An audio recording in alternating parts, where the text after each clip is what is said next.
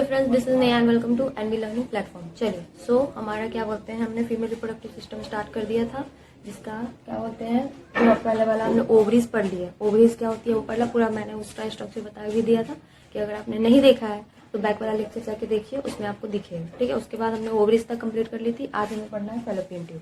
ठीक है, चलो देख, फैलोपियन ट्यूब क्या होता है? फैलोपियन ट्यूब का दूसरा नाम ओविडक्ट भी बोलते हैं। ठीक है, वो एक पेयर होता है।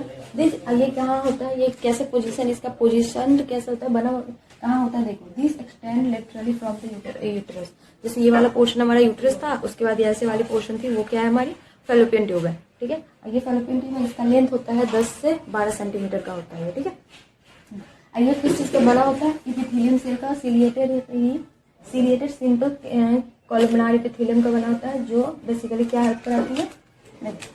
सिलिएटेड सिंपल कॉलमनार एपिथेलियम की बनी होती है। अब ये हेल्प कराते टू जो फर्टिलाइज्ड ओवम होती है ना, उसको वापस से धक्का देके, मतलब उसको ऐड, वो फर्टिलाइज्ड हो गई, फर्टिलाइजेशन हो गया। अब उसको इम्प्लांटेशन के लिए यूट्रस में आना है, तो इम्प्लांटेशन के लिए यूट्रस में कैसे होगी? तो उसके पास एपिथेलियम होता है, कॉलमनार एपिथेलियम, वो हेल्प करता है फर्टिलाइज्ड ओवम को और सेकेंडरी साइड को यूट्रस की तरफ धक्का देता है, यूट्रस तक पहुंचाने के लिए। ठीक है, समझ गए? चलिए, वही लिखा है, help to move the fertilized ovum और secondary oocyte toward the uterus, uterus के साइड में। ठीक है, चलिए नोट कर लो।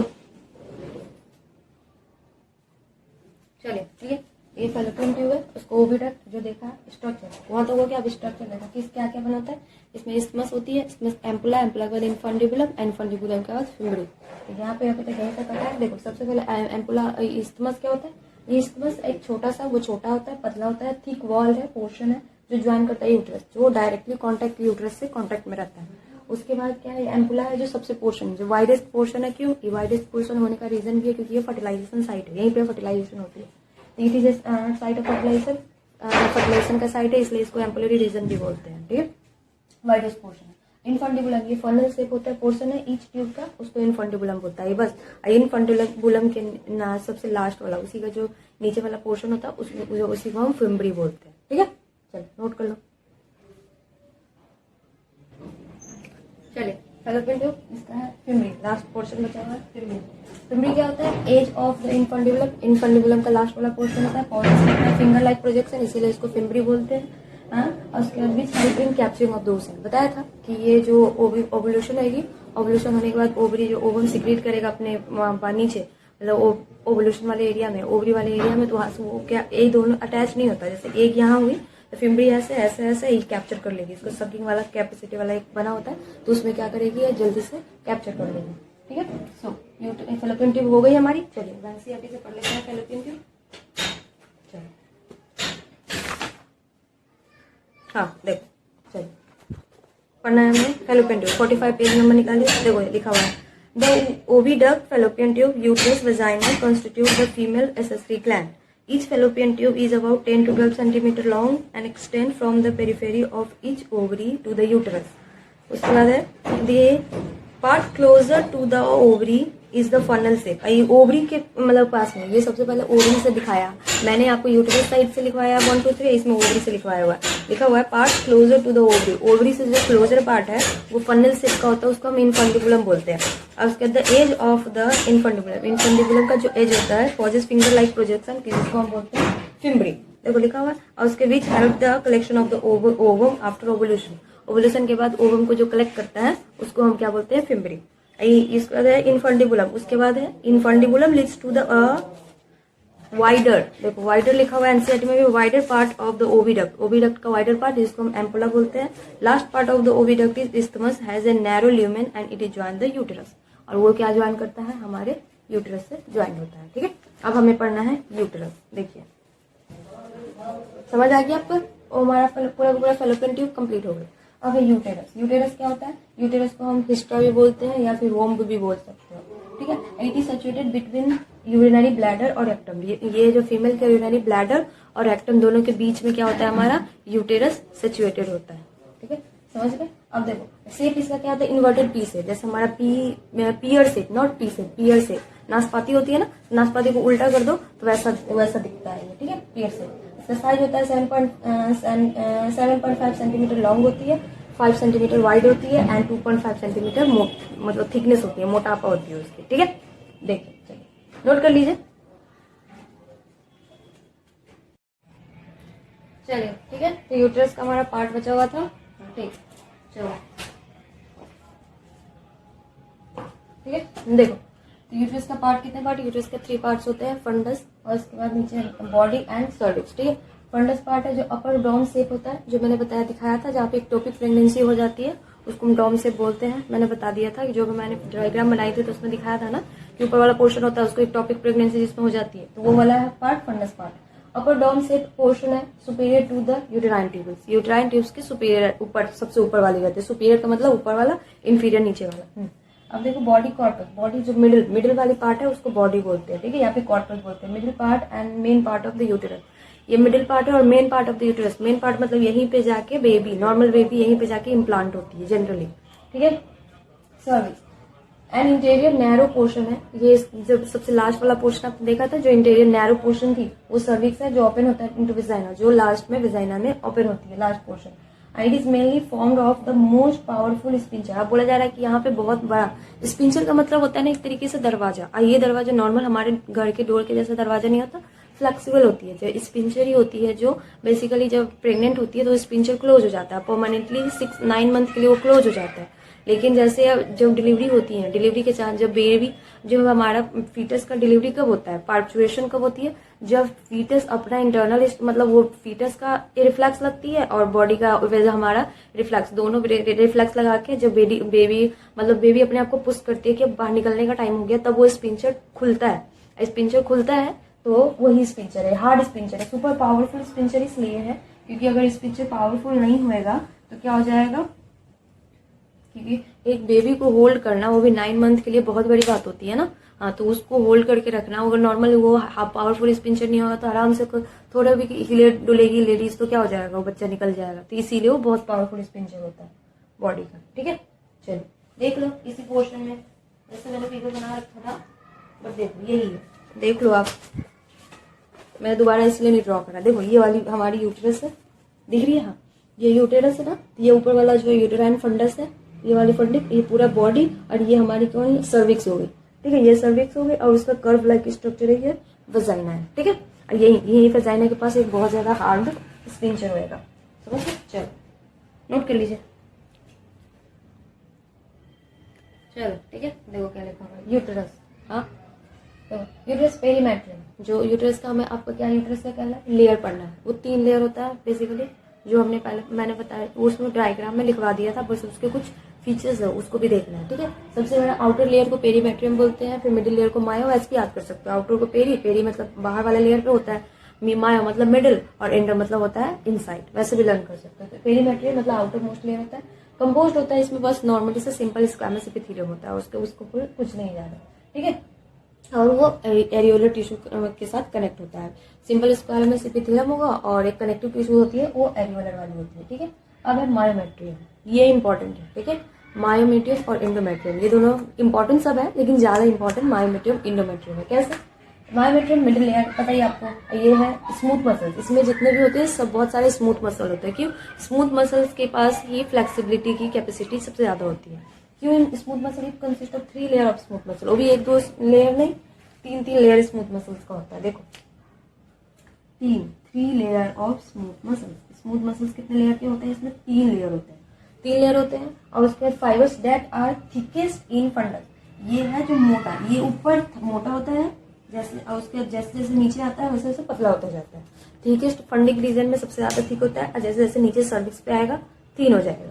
ठीक है, तो ये थिकेस्ट है जो फंडिक रीजन पे और थिनेस्ट है सर्विक्स रीजन पे।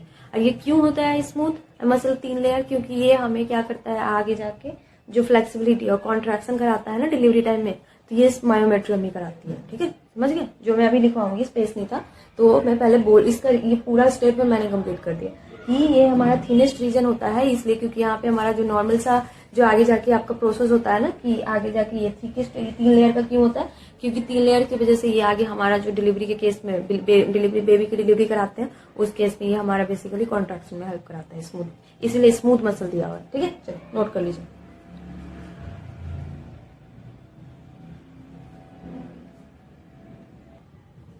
चलिए ठीक है, देखो वही था हमारा मायोमेट्रियम। मायोमेट्रियम का जो मैंने बताया क्यों स्ट्रॉन्ग क्या होता है, 3 लेयर स्मूथ मसल्स का होता है। क्यों, क्योंकि ये हाईली कॉन्ट्रैक्शन कराता है डिलीवरी के टाइम में। ठीक है, रिस्पॉन्सिबल फॉर, मतलब जब डिलीवरी होती है तो सबसे ज़्यादा मायोमेट्रियम ही है, बहुत ज़्यादा कॉन्ट्रैक्शन कराता है, फैलता है और उसका बहुत ज़्यादा कॉन्ट्रैक्शन कराता है डिलीवरी के टाइम में, ठीक है। अब है इंडोमेट्रियम। इंडोमेट्रियम है जो हाईली वेस्कुलराइज होता है, मतलब बहुत सारा वेसल्स, मतलब जितने भी वेन्स वगैरह है, ब्लड वेसल सब सबसे ज़्यादा अमाउंट में इसी में होता है। हाँ, इट इज कम्पोज्ड ऑफ, ये सिंपल स्क्वामस, वो हमारा पेरीमेट्रियम सिंपल स्क्वामस एपिथेलियम का बना हुआ था। उसके बाद मायोमेट्रियम हमारी स्मूथ मसल्स की बनी हुई थी और एंडोमेट्रियम हमारी सिंपल क्यूबाइडल एपिथेलियम की बनी होती है, ठीक है। और इसके बाद है, और ये उसमें कुछ सीलिएटेड और सिक्रेटरी सेल्स पाए जाते हैं। वही सिक्रेटरी सेल्स जो क्या करते हैं, जो हर मतलब हर मेंस्ट्रुएशन टाइम पे क्या करता है, ब्रेक डाउन होता है, ठीक है। ये मायोमेट्रियम ब्रेक डाउन होता है, ठीक है। इसीलिए लिखते हैं सिक्रेटरी मतलब break down during every menstruation. जितने हर मतलब मंथली मेंस्ट्रुएशन होती है ना, तो उसमें इंडोमेट्रियम का पार्ट क्या होता है, ब्रेक डाउन होता है, फिर रीजनरेट करेगी। इसीलिए यहाँ पे सिक्रेटरी सेल है, जो सिक्रेटरी सेल ब्रेक हो गई फिर उसका जो नॉर्मल फॉलिकल फेज होगी तो फिर अपने आप को रीजनरेट करेगी और वहां पे फिर से वो बेबीज के लिए कि आगे जाके इम्प्लांट होना है ना बेबी ने, तो बेबी को इम्प्लांट होना है तो उसके लिए फिर से एक कुशन लाइक स्ट्रक्चर घर बनाएगा। फिर बेबी अगर इम्प्लांट नहीं करेगी तो फिर वो फीडबैक मतलब सेड ऑफ होके बाहर निकल जाता है, ठीक है। इसीलिए जब मेंस्ट्रुएशन को दूसरा वीपिंग ऑफ द यूटेरस भी बोलते हैं, मतलब यूटेरस का रोना, क्योंकि वो बच्चे नहीं आए थे यूटेरस, तो वो मेंस्ट्रुएशन में मैं पढ़ाऊंगी। चलो ये समझ गए। अब है इसके बाद यहाँ तक हमारी कंप्लीट हो गई। अब है लास्ट हमारा यूटेरस का पार्ट वेजाइना, ठीक है। It is a tubular of 8 to 10 centimetre, ये 8 से 10 सेंटीमीटर लंबा होता है। कनाल होता है विथ म्यूकस मेम्ब्रेन, इसके मतलब मेम्ब्रेन क्या होता है, म्यूकस मेम्ब्रेन होता है सिक्रेटरी स्टिकीनेशन की। ताकि म्यूकस क्यों होता है, क्योंकि एंटीबैक्टीरियल, मतलब वो होता है कि यहाँ पे बैक्टीरिया हमारा जो जितने भी ओपनिंग है ना, माउथ हो गए, आईज हो गई, वेजाइनल रीजन हो गई, जितने ईयर्स हो गई, ये सब है ना, हर जगह म्यूकस कोटेड होता है। इसलिए होता है क्योंकि ओपनिंग है, इसमें बाहर से इन्वायरमेंट से बैक्टीरिया आएगा, धूल कण मिट्टी या बैक्टीरिया जो भी होगा तो उससे हमें हार्मफुल हो सकता है ना, तो इसमें म्यूकस होता है। म्यूकस के साथ साथ कुछ इसमें मतलब ये होता है प्री एंटी बैक्टीरियल एंटी मतलब पायरेटिक, कुछ बहुत सारे डिजीज ये होते हैं, इंसेक्टिसाइड बैक्टीसाइड मतलब जो होते हैं कि आगे बार, ताकि हमें ये जो भी आउटसाइड से कुछ इंसेक्टिस मतलब पूरा कीड़ा वगैरह या फिर जो मतलब बैक्टीरिया वगैरह हमारे दे मतलब उस पोर्शन पे जाएगा तो उसको किल करके मार दे, ठीक है। चलो नोट करो, यहाँ तक नोट करो फिर आगे पढ़ना। चलिए देखो, ठीक है। सो यूट्रस तो हो गई हमारी। अब देखो वेजाइना। वेजाइना क्या है, it consist of non keratinised stratified squamous epithelium. बोला जा रहा है सबसे पहले याद रखो कि वेजाइना में कौन सी होती है, नॉन केराटिनाइज्ड वाली एपिथेलियम होती है, ठीक है। जो नॉन केराटिनाइज्ड कौन सी होती है, जो केराटिनाइज्ड होती है जो हमारे हेयर फॉलिकल में प्रेजेंट होता है, और नॉन केराटिनाइज्ड जो ओपन एरिया होते हैं ना, जितने भी ओपन प्लस स्मूथ एरिया, तो उसमें non keratinised squamous epithelium present होता है, ठीक है। और इसका पोजीशन क्या है, ये लाइज होता है इन ए सीरीज ऑफ ट्रांसवर्स फोल्ड, मतलब एक साथ बहुत सारे सीरीज, मतलब एक साथ बहुत सारे फोल्ड्स होते हैं, तो उस पूरा का पूरा मिला के तो वो वेजाइना बनाता है। उस फोल्ड्स को हम क्या कहते हैं, रोग्यू कहते हैं, ठीक है। अभी स्ट्रक्चर बनाओगे तो उसमें देखोगे लेबिया मेजोरा, लेबिया माइनोरा, तो वो वाले एक सीरीज में बने होते हैं, ठीक है। अब देखो क्या है, इसमें म्यूकस होता है, मैंने पहले बताया था कि वेजाइना जितने भी ओपन एरियाज होते हैं उस समय हमारे क्या होता है, म्यूकस होता है। जैसे ईयर वाले में म्यूकस होते हैं, नोज के अंदर भी म्यूकस होती है, तो ये भी तो ओपन पोर्स है ना, तो ओपन पोर्स जितने भी होते हैं सब में म्यूकस होता है। जैसे हमने ग्लैंस पेनिस पढ़ा, तो ग्लैंस पेनिस जो ग्लैंड वाली नीचे ग्लैंड जो पोर्शन होती है, तो उसमें जो स्मूथ पोर्शन है तो उसमें भी बल्बो यूरेथ्रल क्या करता है, उसके लुब्रिकेशन के लिए म्यूकस सिक्रीट करती है, तो वैसे ही इसमें भी म्यूकस होता है। अब ये है वेजाइना, म्यूकस क्या होता है, इसमें हाई अमाउंट ऑफ ग्लाइकोजन होता है, ठीक है। हाई अमाउंट ऑफ ग्लाइकोजन का क्या काम है, बेसिकली इसमें ये डिकम्पोजिशन करता है इसको, मतलब ग्लाइकोजन बेसिकली ब्रेक डाउन हो जाएगी किसके प्रेजेंस में, लैक्टोबैसिलस एसिडोफिलस। लैक्टोबैसिलस एसिडोफिलस के प्रेजेंट में ये डिकम्पोज हो जाएगी और उसके बाद क्या हो जाएगा, ऑर्गेनिक एसिड बनाएगी। ये ऑर्गेनिक एसिड क्या करता है, ये दो फंक्शन करता है, जो एक तो हमारे लिए यूजफुल है और दूसरा कभी कभी हार्मफुल भी करता है हमारे लिए बेसिकली, अगर एक्सेस अमाउंट में स्टोर हो ये रिलीज हो गई तो। यूजफुल कैसे हैं कि ये क्या कहते हैं, हमारे माइक्रोबियल ग्रोथ जो जितने भी माइक्रोब्स की ग्रोथ है उसको रोक देगा, उसको मतलब खत्म कर देगा, रिटार्ड कर देगा। और दूसरा यहाँ पे देखो, हाँ दूसरा देखो क्या है, इट इज ऑल्सो, ये स्टार मार्क लगवा दिया मैंने, it is also harmful for sperm. ये कभी कभी है कि क्या करता है ना, ये स्पर्म भी हमारे लिए एक तरीके से क्या है, ये पैथोजन मतलब पैथोजेंस जैसे ही होगा, क्योंकि जो भी चीज़ हमारे बॉडी में बाहर से आता है, हाँ वो सब क्या है हमारे लिए, सबके सब हमारे लिए तो खराबी है ना, कि एंटीजेंस जैसे हो गए। तो ये हो जाता है कि हमारे लिए पैथोजन जैसा ही है, तो इसको क्या कहते हैं पहचान नहीं पाता है, तो ये हाई अमाउंट में है तो कभी कभी ये स्पर्म पे अटैक कर देता है। ये वाली जो हमारी एसिड ऑर्गेनिक एसिड है ये अटैक कर देगी और स्पर्म को भी हार्म को पहुंचा देता है, क्या मार देता है। इसीलिए देखो एक बार में एक इजैकुलेशन होता है तो उसमें क्या होता है स्पर्म में 200 से 300 मिलियन स्पर्म आते हैं। क्यों? क्योंकि एक तो पहले से आया, आने के बाद ये पहले जब वेजाइना वाली पोर्शन से ही अंदर जाएगी ना फीमेल बॉडी में, तो वेजाइना में देखो यहाँ पे भी स्पर्म के लिए खतरा है, तो यहाँ से खुद यहीं पे आधा से ज़्यादा को मार देगा, फिर ऊपर धीरे धीरे जाएगा। ये बहुत ज़्यादा जो स्पर्म का पाथ है ना, जब बाहर से निकलता है तो उसको तो पहले मेल बॉडी में ही बहुत प्रॉब्लम झेलनी पड़ती है, वहाँ पे भी कुछ मर जाते हैं। उसके बाद क्या होता है कि इन्वायरमेंट से भी रिलेशन में प्रॉब्लम हो जाती है। उसके बाद जब फीमेल बॉडी में जाता है, फीमेल बॉडी में स्टार्टिंग के दरवाजे से ही, मीन्स स्टार्टिंग दरवाजा वजाइना है, वहीं से उसको मतलब खतरा है उसके लिए, वहीं से। इसीलिए बोला जाता है ना कि परफेक्ट एकदम पूरा का पूरा एकदम परफेक्ट स्पर्म ही ओवम क्या है, एकदम क्वीन है। और वो क्वीन के लिए इतने ज़्यादा मुशक्कत, मतलब सोच लो कि एक बहुत सुंदर सी लड़की है, वो आराम से लाइक प्रिंसेस है, जैसे कि प्रिंसेस आराम से अपने रूम में बैठी हुई है और उसके लिए स्वयंवर हुआ, ठीक है, उसके लिए स्वयंवर हुआ जिसमें 200 से 300 मिलियन स्पर्म पार्टिसिपेट किए, और 200 से 300 मिलियन स्पर्म पार्टिसिपेट किए। और उसके बाद उसके मम्मी ने कहा, या मतलब उसके पापा मम्मी ने कहा कि वही लड़का सबसे, वही मतलब प्रिंस है जो उसके लिए एकदम परफेक्ट होएगा पूरे हर लेवल में, हर चीज़ के लिए लेवल में होगा ना, तो वही उसी के साथ ये जाएगी। तो इसीलिए उसने स्टार्टिंग दरवाजा से ही उसको क्या हुआ, सारे टेस्ट लेना स्टार्ट कर दिया। तो दरवाजे से टेस्ट लेना स्टार्ट किया तो खतरों से भरा हुआ है। देखो जैसे मैं बताऊंगी ना फर्टिलाइजेशन, तो फर्टिलाइजेशन में देखना कितना प्रोसेस बेचारों को पास करके जाना होता है, उतना खून खराब है, नदियाँ बहती है खून की, स्पर्म मरते हो, स्टार्टिंग में स्पर्म कितने लड़ने वाले होते हैं। तो वही है एकदम पूरा का पूरा। यहाँ पे मैंने प्रिंस बोला, इसका मतलब ये नहीं स्पर्म लड़का ही होएगा। प्रिंस मीन्स यहाँ कहने का मतलब मेल स्पर्म, मेल मतलब हो गया, और ओवम मीन्स फीमेल वाली, ठीक है, इस बेसिस पे। नहीं तो बहुत बच्चे सोच लेंगे ना हाँ स्पर्म है तो लड़के हैं, लड़ाकू, क्योंकि स्पर्म तो मेल फीमेल दोनों हो सकती है ना। क्या बोलते हैं कि ओवम तो ओनली लेडीज, क्योंकि हमारी फीमेल सेक्स तो हमेशा फीमेल सेक्स मतलब एक्स ही रिलीज करती है, एक्स।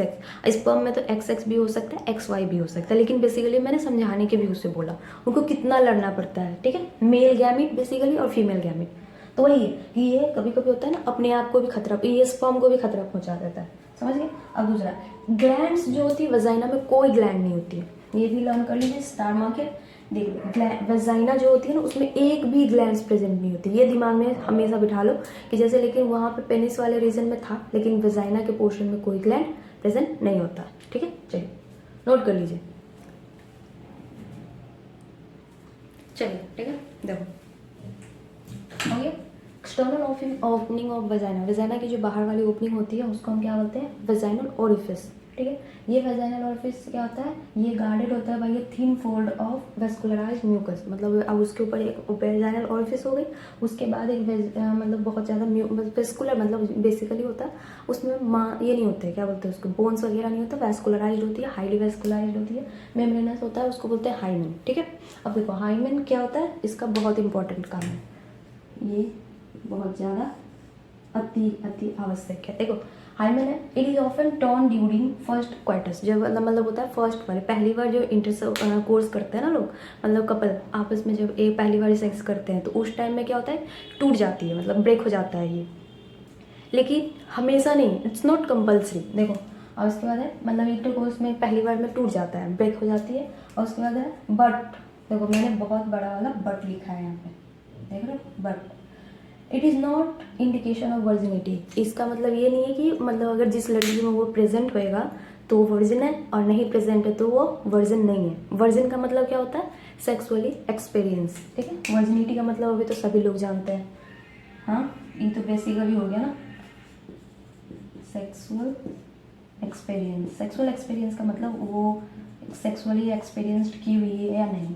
आप ये देख के नहीं बता सकते हो कि जैसे कि मान लो किसी कपल का शादी हुआ और उसकी हाइमेन नहीं है, तो इसका मतलब ये नहीं है कि वो सेक्सुअली एक्टिव थी, उसका रीज़न है कि वो टूट जाता है, because it can be broken, ये टूट सकता है क्योंकि होता है सडन फॉल, कि अगर कभी उस लड़की का एक्सीडेंट हुआ हो, या फिर वो लड़की एथलीट्स हो, स्पोर्ट्स पर्सन हो, वो तभी उस केस में भी टूट जाता है जब वो उसने खेल किया हो, रेसिंग वगैरह, साइकिलिंग वगैरह, उसमें भी टूट जाता है। और एक हो जो तो जब मेंस्ट्रुएशन में होता है, एक तो पैड आती है, दूसरी टेम्पोन आती है, तो टेम्पोन यूज़ करने पे भी वो ब्रेक हो जाता है। समझ गए?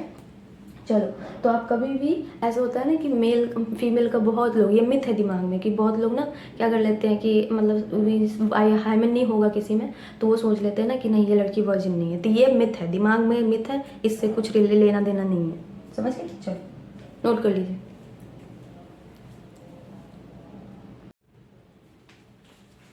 चलिए ठीक है, फिर अब चलो अब एनसीईआरटी पढ़ लेते हैं। हमारे यूट्रस बचा हुआ है वो वाला। ठीक है, चलो पेज नंबर निकालो 46।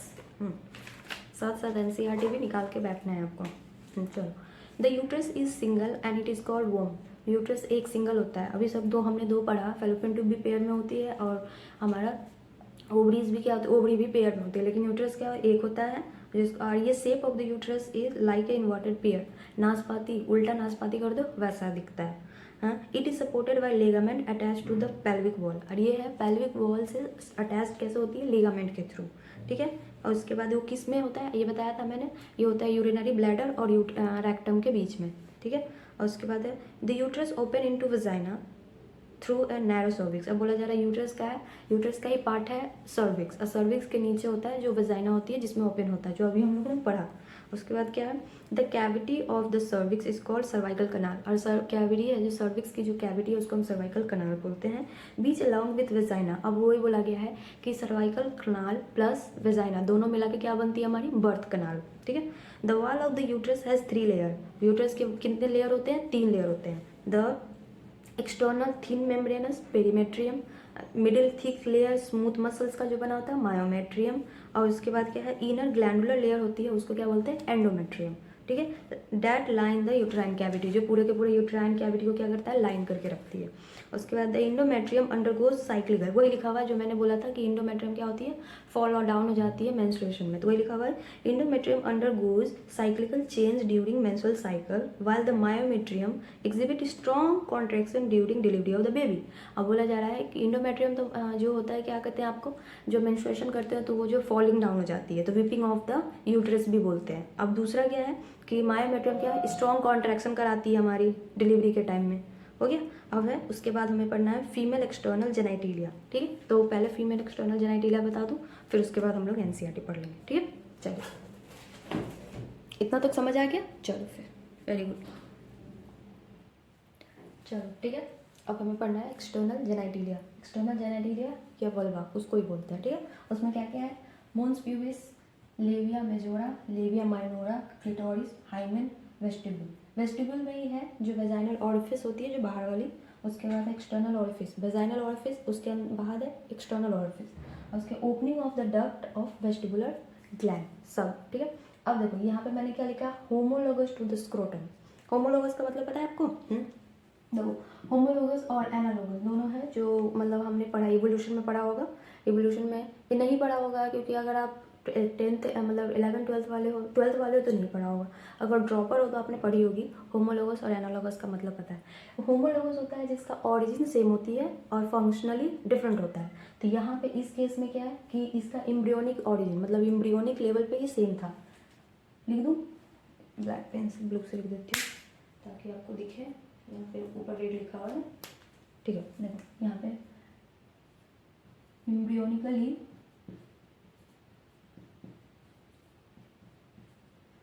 Same origin. ठीक है, मतलब एम्ब्रियोनिकली सेम। अगर एम्ब्रियोनिकली सेम भी लिखो इसका मतलब होता है कि एम्ब्रियोनी जब एम्ब्रियो बना था तो उस केस में ये मतलब स्क्रोटम और लेविया मेजोरा दोनों के दोनों क्या सेम थे। फिर उसके बाद जैसे जैसे सेक्स का डिटर्मिनेशन हुआ कि मेल बनेगी कि फीमेल बनेगा बच्चा, तो उसके बाद धीरे धीरे धीरे धीरे दोनों का फंक्शन ये चेंज हो गया, अब उसका फंक्शन बदल गया। समझ गए, एम्ब्रियोनिकली सेम। ठीक है, बट फंक्शनली क्या होगी, डिफरेंट। ठीक है, चलो दिख रहा है। चलो एम्ब्रियोनिकली सेम लेकिन फंक्शनली क्या हो गई हमारी, डिफरेंट हो गई। समझ गए। यही है। तो ये है सब, ये वाला लर्न कर लीजिए कि कौन किसका होमोलोगस है, ये कभी कभी पूछ देता है इसी के लिए। बाकी स्क्रोटम क्या है मैंने बता दिया, स्पॉन्जी पेनाल यूरेथ्रा भी बताया हुआ है, ग्लैंस पेनिस भी बताई हुई है, मेम्ब्रेनस यूरेथ्रा भी बताया हुआ है, सब बताया हुआ है, ये भी और ये भी। तो दोनों का बस नाम याद करना है, इसका फंक्शन वगैरह उतना, अभी मैं एक डायग्राम दिखाऊंगी तो उसका बस लेयर है, फंक्शन उतना नहीं है, बट इतना ही याद कर लो कि ये पूछ देगा कभी कि लेविया मेजोरा है जो किसके होमोलोगस है मेल में, लेविया माइनोरा है जो किसके होमोलोगस है फीमेल में, तो ये पूछ देगा। तो आपको ये लेविया मेजोरा और ये स्क्रोटम है, और लेविया माइनोरा आपका स्पॉन्जी पेनाल यूरेथ्रा है, क्लिटोरिस क्या होता है ग्लैंस पेनिस के इक्वल होता है, और हाइमेन का नहीं, हाइमेन तो अलग ही है, हाइमेन फीमेल में प्रेजेंट होती है, ठीक है, अगर प्रेजेंट है। वेस्टिब्यूल होमोलोगस होता है टू मेम्ब्रेनस यूरेथ्रा। समझ गए? चलिए, ये इंपॉर्टेंट है, नोट है, ये मैं इंपॉर्टेंट लिख दूँ, स्टार मार्क। लर्न करनी है आपको, कैसे भी करके याद कर लो, शॉर्टकट वगैरह जो भी याद करना सीधा लिख लो। लेकिन अब मैं अब पोजीशन भी दिखाऊंगी ना मैं आपको, जैसे कि बना के, तो उससे भी रिलेट कर सकते हो कि सबसे बाहर लेविया में स्क्रोटम क्या होता है, सबसे बाहरी वाला, पूरा का पूरा आपका स्क्रोटम बाहर होता है, तो लेविया मेजोरा भी हमारी बाहरी होती है, ठीक है। तो वैसे भी आप फिगर देख लो एक बारी, फिर उसके बाद याद करने में आसानी होगी। ये लिख लीजिए, चलिए लिख लीजिए ये, चलिए ठीक है। अब देखो लास्ट है ये हमारी, देखो क्या है, हाँ देखिए, ये पूरा का पूरा स्ट्रक्चर बना दिया मैंने वल्वा का, मतलब एक्सटर्नल जेनिटलिया का। एक्सटर्नल जेनिटलिया में क्या क्या था, मोन्स प्यूबिस, ठीक है, labia majora, labia minora, clitoris, hymen, यही थी ना, यही सब पोर्शन थे। देखो, तो सबसे पहले ये स्ट्रक्चर, ये बाहर वाला जो आपको रेड कलर का स्ट्रक्चर दिख रहा है हमारा, इसको हम बोलते हैं लेविया मेजोरा, ठीक है। ये वाली जो स्ट्रक्चर आपको दिख रही है इसको बोलते हैं labia majora. Labia majora basically क्या होता है, उसको एडिपोज टिश्यू ऊपर से का बना होता है, थिक लेयर, जहाँ पे भी मसल्स मतलब होती है ना, मोटी सी चमड़ी जिसको, तो वो एडिपोज, जैसे मोटापा होता है ना हमारा, तो मोटापा क्या होता है कि आपकी इपिथीलियम ऊपर वाला लेयर तो इपिथीलियम है, इपिथीलियम के नीचे एडिपोज टिश्यू का एक्युमुलेशन होता जाता है, जिसकी वजह से क्या होता है, वो थिकनेस बढ़ जाती है, मोटापा हो जाती है, अब वो थोड़ी सॉफ्टी स्पॉन्जी सी लेयर होती है। तो वो एडिपोज टिश्यू का बेसिकली वही काम होता है, स्टोरेज ऑफ द फैट का बेसिकली काम होता है। तो यही है एडिपोज टिश्यू क्या आता है, इसमें लेविया मेजोरा है, लेविया मेजोरा का पोर्शन हो एडिपोज टिश्यू प्लस हेयर, इस पे हेयर होता है, ये वाला याद रखिए, एडिपोज टिश्यू प्लस हेयर, ठीक है। और ये बाहर वाला जो दिख रहा है ये मून्स प्यूबिस है, जो ऊपर बाहर हेयरी पोजीशन है दिख रहा है आपको, ये मून्स प्यूबिस है, उसमें भी एडिपोज टिश्यू प्लस हेयर होती है, ठीक है। अब उसके बाद है हमारी लेविया माइनोरा, ये अंदर वाली है, ये लेविया माइनोरा है, इसमें हेयर नहीं होता, लेविया माइनोरा में कुछ भी हेयर वगैरह नहीं होती, और उतना एडिपोज टिश्यू का थिकनेस भी नहीं होता उतना, ठीक है। अब उसके बाद है क्लिटोरिस क्या है ये आपको देखो, बेसिकली ये वाली जो रेड कलर का आपको दिख रहा है रेड वाली पोर्शन, वो हमारी क्लिटोरिस है। क्लिटोरिस का क्या काम होता है, ये होमोलोगस टू मेल पेनिस से होमोलोगस है, ठीक है। होमोलोगस का मतलब भी मैंने बता दिया था कि ओरिजिन जहाँ से मेल पेनिस का ओरिजिन हुआ होगा वहीं से क्लिटोरिस का भी ओरिजिन हुआ है, ठीक है। और हाइमेन है जो ये वाली पोर्शन दिख रही है, ये बाहर वाली जो लेयर है वो हाइमेन है, जो परफोरेटेड म्यूकस लेयर, जो बेसिकली म्यूकस का लेयर सिक्रीशन करता है। अब है, और यहाँ पे देखो, और ये वाली जो दिख रही है ऊपर से जो आपका क्लिटोरिस, ये वाली क्लिटोरिस के ऊपर जो दिख रहा है डॉट, इसको पीपोज बोलते हैं, पीपोज जैसा है, मतलब स्किन है वो, ठीक है। और उसके बाद क्या है, ये वाला पोर्शन, ये आपका दो ओपनिंग है हमारे, मतलब वेजाइना मतलब वल्वा में, एक्सटर्नल जेनिटलिया में 2 ओपनिंग होती है ना, क्या बोलते हैं, एक तो वेजाइना यूरेथ्रल ओपनिंग है जहाँ से वॉशरूम मतलब बेसिकली सुसु जाते हैं, और दूसरा हमारा होता है वेजाइनल ओपनिंग, ठीक है। तो ये है यूरेथ्रल ओपनिंग जिसको यूरेथ्रल ओरिफिस बोलते हैं, और नीचे वाला ये जो ऊपर से हाइमेन था, ये वाला ऊपर से हाइमेन है, इसके अंदर जो पोर है, छेद है, उस छेद को हम वेजाइनल ओरिफिस बोलते हैं। अब देखो, अब यूरेथ्रल ओरिफिस के दोनों साइड ग्लैंड्स होते हैं, ठीक है, कि सीक्रेट करे कुछ, तो वो यूरेथ्रल ओरिफिस के दोनों साइड जो ग्लैंड है उसको बोलते हैं पैरा यूरेथ्रल ग्लैंड, समझ गए। यूरेथ्रल ओरिफिस के बगल में दोनों साइड ग्लैंड हुए तो उसको बोलते हैं पैरा यूरेथ्रल ग्लैंड। अब पैरा यूरेथ्रल ग्लैंड क्या है, एक पेयर में प्रेजेंट है, क्योंकि 1 और 2 दिख रहा है, हाँ, चलो अपना साइड हो जाती है, 1 और 2 दिख, समझ गए, ये दोनों 1 और 2 तो दोनों है, और उसी को हम स्किनी ग्लैंड भी बोलते हैं, समझ गए। अब ये ऐसे ही सेम, ये वेजाइनल ओरिफिस है, वेजाइनल ओरिफिस के दोनों साइड एक ग्लैंड होती है, उसको हम बोलते हैं बर्थोलिन ग्लैंड, ये है बर्थोलिन ग्लैंड, ठीक है, समझ गए। अब बर्थोलिन ग्लैंड है जो होमोलोगस टू कॉपर्स ग्लैंड है, जैसे बल्बो यूरेथ्रल ग्लैंड, ये हो गई ना, ये वो यूरेथ्रल ग्लैंड होगा, कॉपर्स ग्लैंड है जो मेल में पाया जाता है, उसी से ओरिजिन होके मतलब फीमेल में जब हुई होगी तो दोनों का ओरिजिन सेम है, दोनों एक ही ग्लैंड मतलब ओरिजिन से बना हुआ है, समझ गए। चलिए अब है यूरेथ्रल ओरिफिस और वेजाइनल ओरिफिस, दोनों को साथ में हम क्या बोलते हैं, वेस्टिब्यूल बोलते हैं। ये space with in labia minora, ये पूरा का पूरा हमारा लेविया माइनोरा था, उसी के बीच में ये दोनों प्रेजेंट होता है, समझ गए। चलिए ये है पोस्टीरियर एंटेरियर पोर्शन, देखो यहाँ पे लिखा हुआ है एंटेरियर, ये एंटेरियर पोर्शन है और ये पोस्टीरियर पोर्शन है, तो पोस्टीरियर पोर्शन है तो पोस्टीरियर पोर्शन पे एनएस है। चलो सब कुछ समझ आ गया। ये है, यहाँ पे भी डिपोजिशन होगा आपका नॉर्मल सा किस का, एडिपोज टिश्यू का और प्यूबिक हेयर का, समझ गया। आई थिंक आपको ये सारा डायग्राम अच्छे से समझ आ गया होगा। चलिए देख लो एक बारी।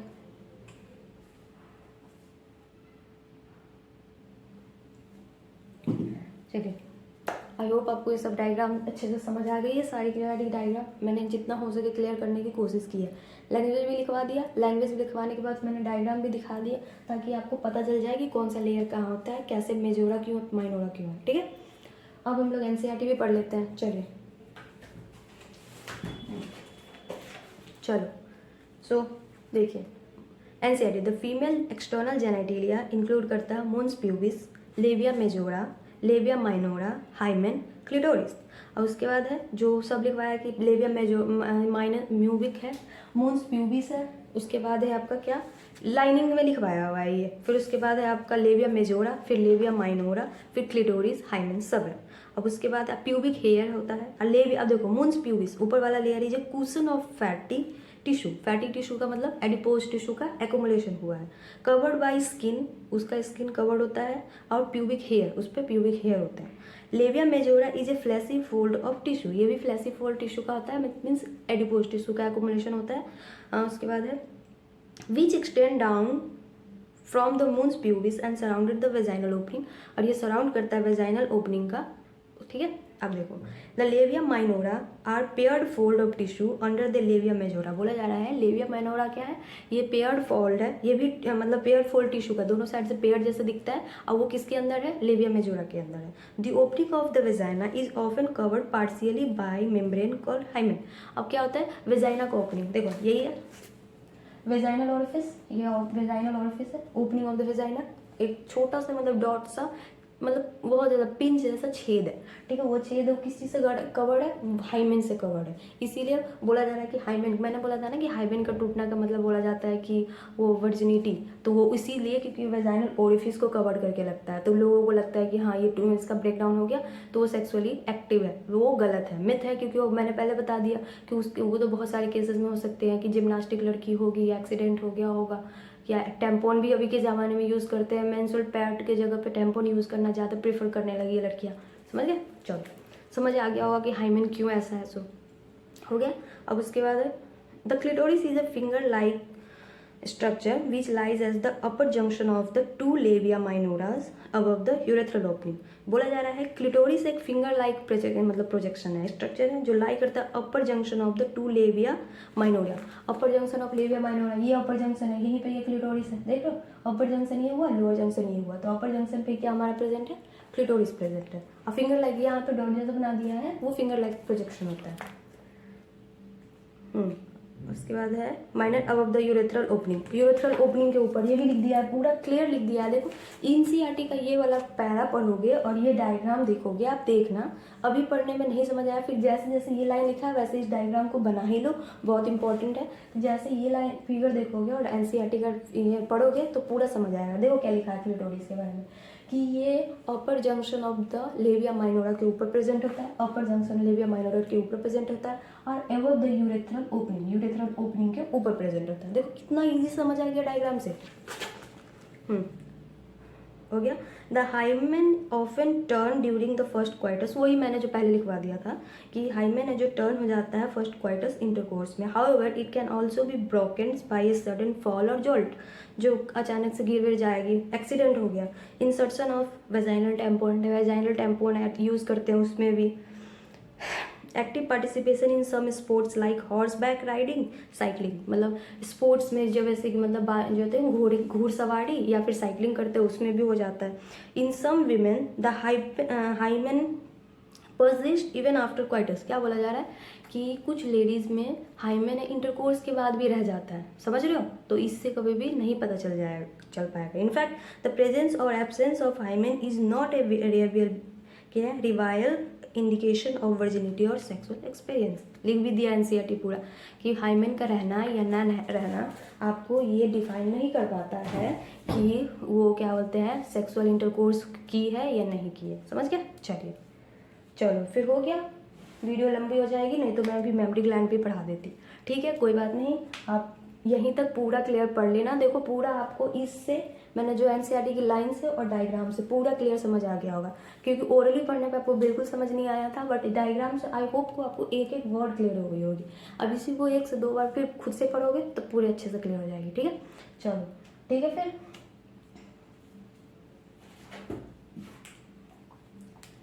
यहीं पे लिख दूँ, मिटाने का मन नहीं कर रहा ना। Thank you. और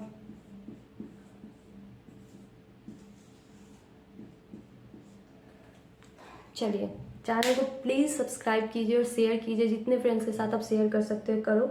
ठीक है, क्योंकि आपका प्यार बस वो शेयर और लाइक के व्यू में ही मेरे पास आता है। जितना सब्सक्राइब करोगे उतनी मुझे एनर्जी मिलेगी आपको वीडियो बनाने के लिए, क्योंकि मेरे पास तो आप लोग सामने से तो हो नहीं, तो मुझे समझ नहीं आता ना कि क्या है नहीं है। जैसे आप कमेंट करते हो उसमें देखो अच्छी कमेंट बुरी कमेंट मीन्स नेगेटिव बुरी कमेंट का मतलब ये नहीं बोल रही कि कुछ भी भेज दो, मन मीन्स अच्छी कमेंट मतलब अच्छा है। अगर उसमें आपको कुछ कमी लगे उसको भी कमेंट कर सकते हो, या फिर बोल दो मतलब जो लगे कि मैम ये समझ नहीं आ रहा है ये पढ़ा दो, मैम ये और बता दो, ये कर दो, आप सब कमेंट कर सकते हो। मैं सारा कमेंट देखती हूँ। हाँ, और उसके बाद क्या है, इसमें आप लाइक करोगे, शेयर करोगे, सब्सक्राइब बढ़ाओगे, उससे मुझे क्या पता चलेगा कि हाँ बच्चे फीडबैक देते हैं, तो सबसे ज़्यादा मज़ा आता है, एनर्जी मिलती है पढ़ाने में। ठीक है, चलो ओके बाय।